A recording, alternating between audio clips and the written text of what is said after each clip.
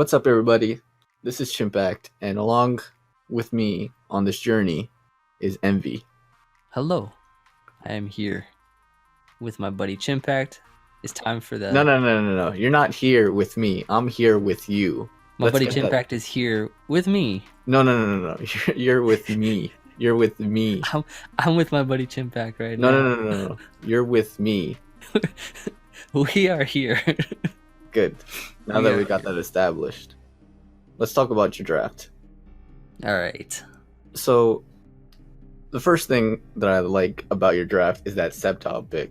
I really think that Sceptile should not have been in that category of the worst megas, but for some reason it is. And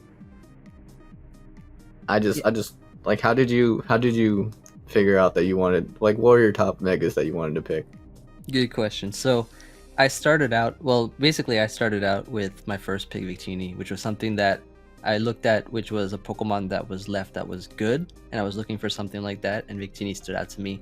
And I wanted to pair it with a Mega Altaria on the way back because I figured that would go really well with it in terms of defog support, and has a good synergy with Victini, taking some of its weaknesses like dark, water, and stuff. But that got taken on the way back, and I wasn't too surprised because 28 people draft is crazy. Like, you can't even expect any picks to make it back.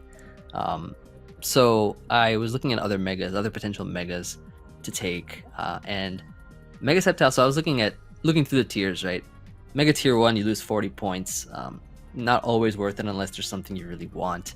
Tier 2s are alright. I was looking at what pairs with Victini, and I was actually on the fence between Mega Sceptile and something like Mega Mane or Mega Heracross, but I figured Mega Sceptile was actually just such a good value for Pokemon in that tier. And I've always wanted to kind of use it before because it's just so fast, and yeah, that's really kind of why I paired it. I think they go really well together because they just form a nice offensive core. So, do you like to build cores based on typing? Like, because I know that a lot of people like to build their Fire, Water, Grass cores, their Fairy, Dragon, Steel cores. Do you like to do that? I try to make my teams, like, I really enjoy when I make my teams look visually appealing, because if they look good, then I don't know, like, I feel like I can play better with them if I feel more confident in my picks. So I do like making cores. Like, I always enjoy doing Fairy, Dragon, Steel. That's one of my favorite cores to do. Water, Fire, and Grass is something that I don't always, I guess, prioritize. Since, I mean, I've been doing draft for a bit, and I have rarely chosen fire types. Maybe like GBA Season 8 was the first time I picked up a fire type in Magmortar. But then, yeah, like, if there's like a really good Pokemon or a fire type that I get, I'd probably get it. But I'd prioritize cores based on like what I really enjoy most. So like Fairy, Dragon, Steel. But yeah, I just try to pick good mons and mons that I feel are versatile. That's really sort of what I prioritize. That like versatile mons go over cores and stuff. Cores and stuff go over just picking whatever. Yeah, I feel like versatility is one of the key components of my draft as well. But another thing that I noticed about your team is that your team, like, outside of Sceptile, like, Dugtrio's fast, but I don't know how often you would actually bring Dugtrio to a match. So, like, outside of Sceptile, your team is kind of in the middling of the speed. Is there a reason why you only chose Sceptile and Dugtrio as your fast Pokemon? So, in that sense, like, I don't really, I guess, like, the thing where the speed tiers are important is all right. Like, it's good to have a Pokemon of a certain speed tier, but then again, like, if you look at my team, I have a lot of potential Scarfers: Scarf Victini, Scarf Togekiss, Scarf Heracross. Dougie's naturally fast. Ditto, which is always going to be faster than your opponent with a Choice Scarf as long as they don't have a Choice Scarf on them. Yeah. So in that regard, I feel like that's something that can sort of make up for my only really fast Pokemon being Mega Sceptile, and also just paralysis support. I have T-Wave Togekiss, T-Wave Registeel, T-Wave Rotom. I think also Victini learns T-Wave as well, so there's speed control in that regard. And then I have Trick Room option in Victini, and Pokemon that can abuse that as well. So I don't know, I feel like just basing your team and trying to like pick speed stats based on just the number itself can be a little misleading. So that's kind of my take on that. Okay, so you don't value the speed number as much as Exactly. other people. Okay. Yeah. I feel like just a big part of it is in terms of what other options you have on your team and to make up for that in terms of speed control or item wise is, I think, is really important too. So looking at your team, I also see that there's only 2 stealth rockers. Mm-hmm. Did you feel like you didn't have enough leeway into picking a stealth rocker with 28 other teams, or you felt like you're solid in your stealth rockers?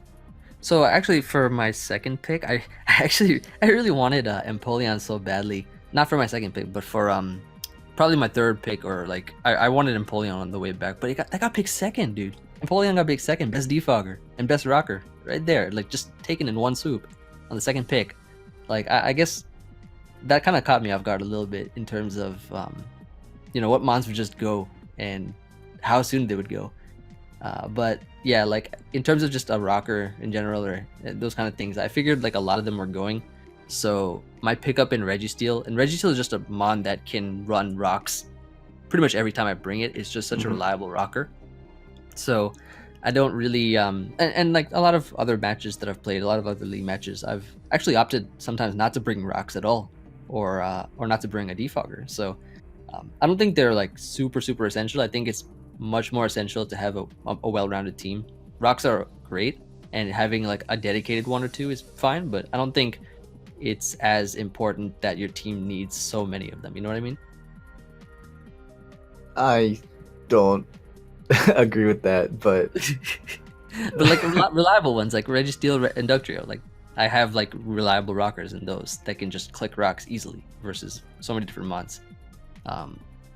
But yeah, like I've made teams in the past that have been like really successful, and they haven't even I haven't even clicked rocks basically. Yeah, I can see like not clicking rocks occasionally, like in some matchups. Yeah. But just to have the comfort, I believe, is essential though. I guess if Registeel was like a better Pokemon, like as in like if it was like a Landorus, I mean, yeah, I'd feel more comfortable with that being my primary stealth rocker.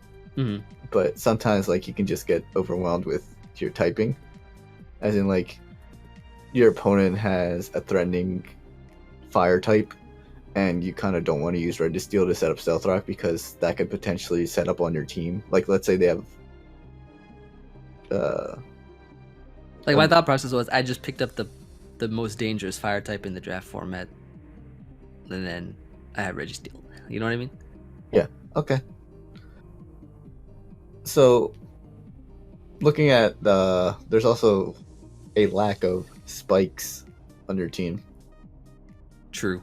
Were you looking at any spikers, or if you look at any draft that I've been in, I've never really picked up a spiker, or I don't think I've ever clicked spikes once, even in a draft league. I've never clicked spikes before.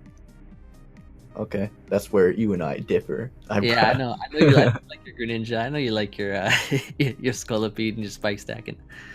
Yeah, I just clicked that spike. So you don't like spikes? No, I'm not a fan of spikes. Not too much a fan of T-spikes either. I just like to, it's always important to keep a T-spike absorber versus your opponent. It's always important to keep something that can click defog versus spikes, or maybe a spinner, which I don't have, but I have defog options in Togekiss and Rotom. But personally, like I've never really felt the need to click it. I just always, I don't know, for me it's just, I may or may not get up rocks and then just use my mons to kind of just win the game from there.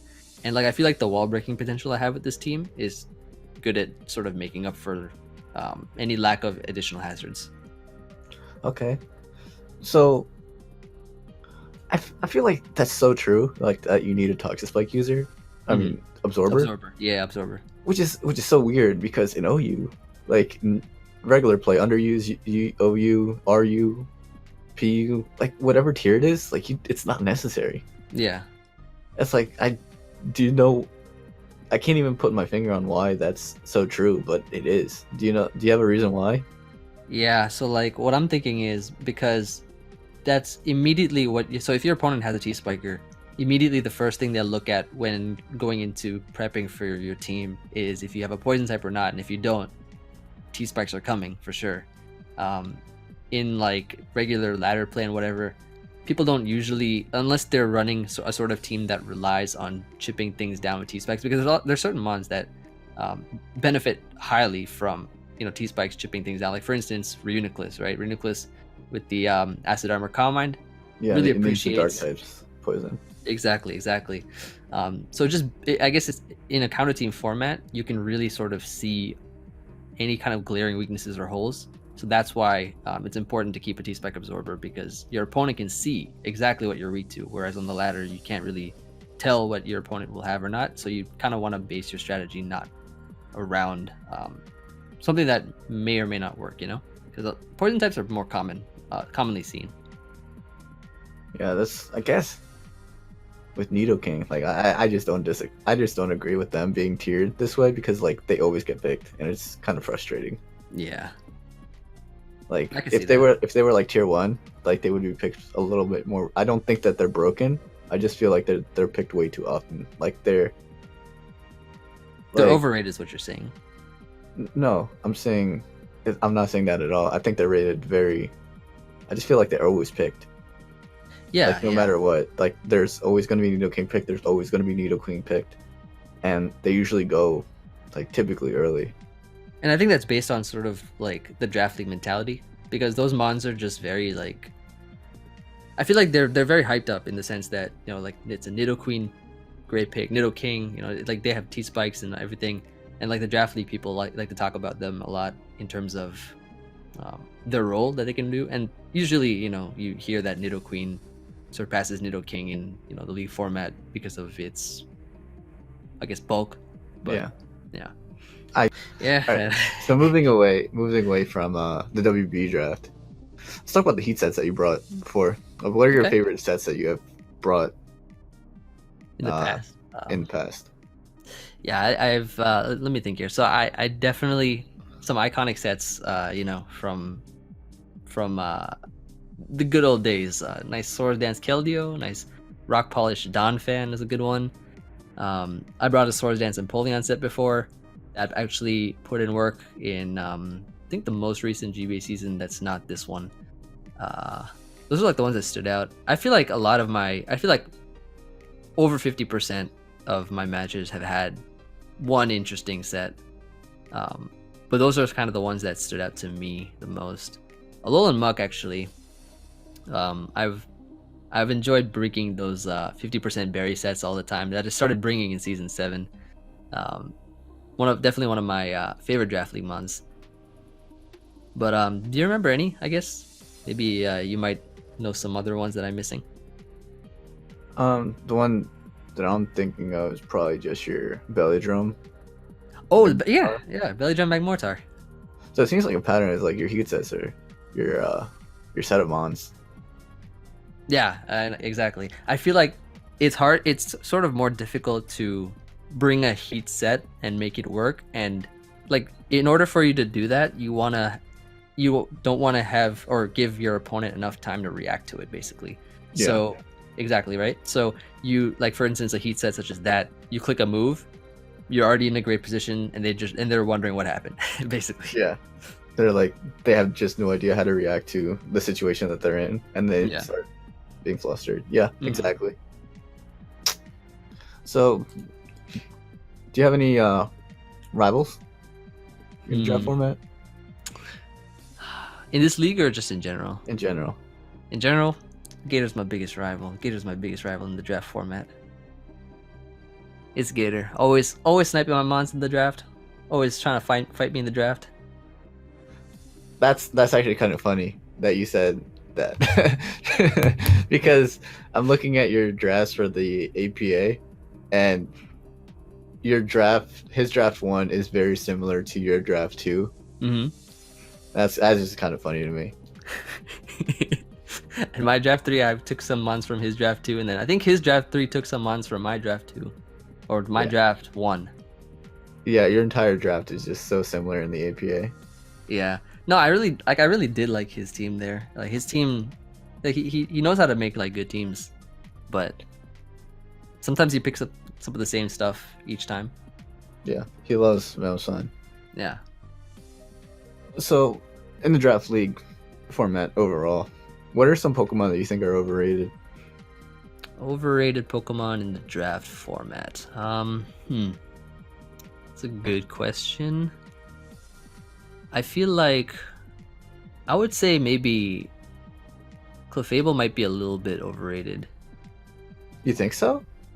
I would think so. Because like, I don't know. I feel like you just expect what it does. I've used it before. I thought it was kind of easy to anticipate. Like they don't run they run basically either Life Orb with a couple attacks, Calm Mind, or Rocks, right? Yeah, I think Tapu Fini is also really overrated. I agree completely with that one. Yeah. The problem with thinking Clefable's overrated to me is that I don't think that people overrate it, so I can't really say it's overrated when. Yeah. Maybe it's just because I've used it, but I 100% think Tapu Fini is like a mon that is overhyped, I feel. Yeah, I feel like even when it initially got released, I was like, wow, like Misty Train doesn't really do anything. It actually hurts you sometimes. Yeah, exactly.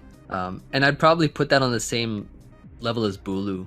I would say Bulu's also kind of overrated because its poison weakness is so easily exploitable, and then the grassy terrain weakens your ground type move, so you're kind of forced to choose a special ground or a ground that's not using Earthquake or anything weakened by it, like maybe Zygarde or something, but it kind of limits your options in the team builder. You know what I mean?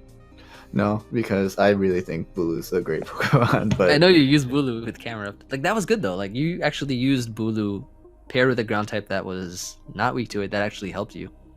yeah, but I only drafted camera up because I never actually brought camera up. I just used it for points. I was about to say that too. You didn't actually bring camera up.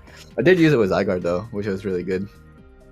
But I don't Did you think have Zydog in that league or something? yeah, I didn't really Yeah. bring Zydog and Bulu that often though. No. Like if I brought one, I didn't bring the other. I think, But for so the then most you, part. if you didn't bring it, well, you wouldn't say it. So you wouldn't say it's overrated then? Bulu? No, I think it's just really good Pokemon because it supports the entire team. Yeah. It lets you like just EV stuff very specifically to take hits because of the extra little bit of recovery from grassy terrain. And if they try to do that as well, then unfortunately they're going to be stuck because sometimes you just don't bring Bulu and then their spreads are just null and void. I can see that. Honestly, I can't really think of many other mons that are overrated. It just depends, I guess, on the league and where they're tiered. Yeah. But I I guess feel like that's- everyone has a value. What Pokemon do you think are underrated then? Underrated. Well, I mean, I guess it still kind of depends on where they're tiered, you know. I think Zero Aura is given a lot less credit than it deserves, in my opinion. After using that thing, it's so good, dude. Zero Aura is so good. I agree. I think that mon definitely, and I guess in this league, I feel like Mega Sceptile is a bit underrated.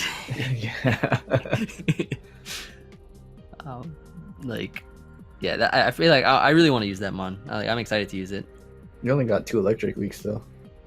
Can't really expose the lightning rod. Yeah.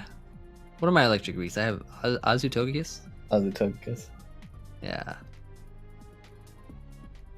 You never know. I only have 3 electric switch-ins, sort of. Dougie, Sceptile. Registeel, LOL. Registeel, actually, surprisingly, it takes so many hits, dude. Like, yeah. It can sponge every attack that's like even super effective ones that are whatever stat that I make it defensive against. It's gonna eat it up pretty decently. Like you need like a good wall breaker to break it.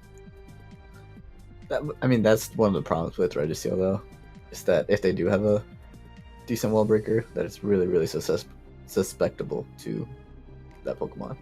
Yeah, but it has to be a fire or a fighting ground. Or ground, but I have decent ground switch-ins, like Togekiss, Rotom, Sceptile. Yeah. Heracross. Yeah.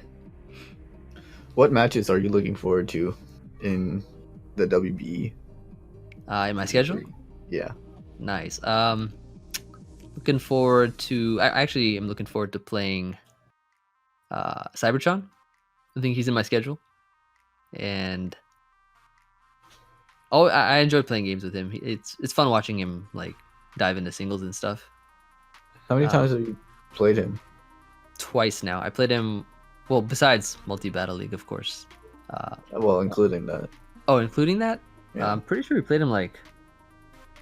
Joey and I played him a couple times in multi-battle league. Where in like regular season and then in playoffs, I think twice maybe. But then I played him once in. I played him twice in singles league. So I played him once in GBA 8 and 9, and literally like this season of GBA. Okay.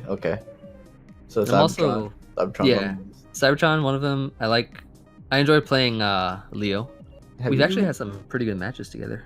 Oh yeah, I saw your GBA one. Yeah, we had a GBA match at the beginning of the APA. That was down to the wire. That was, yeah. The APA match was down to the wire too. I brought a 2-way of Regice in that one. That was a really fun game. And I also Gator. I'm excited to play Gator. Always am. Are you on the schedule versus each other? Yeah, week 5. Okay. First 4 weeks, and then Gator. It's gonna be interesting. So looking at the rest of the teams, which team do you like the most? Good question. Let's see here. So actually, I really like.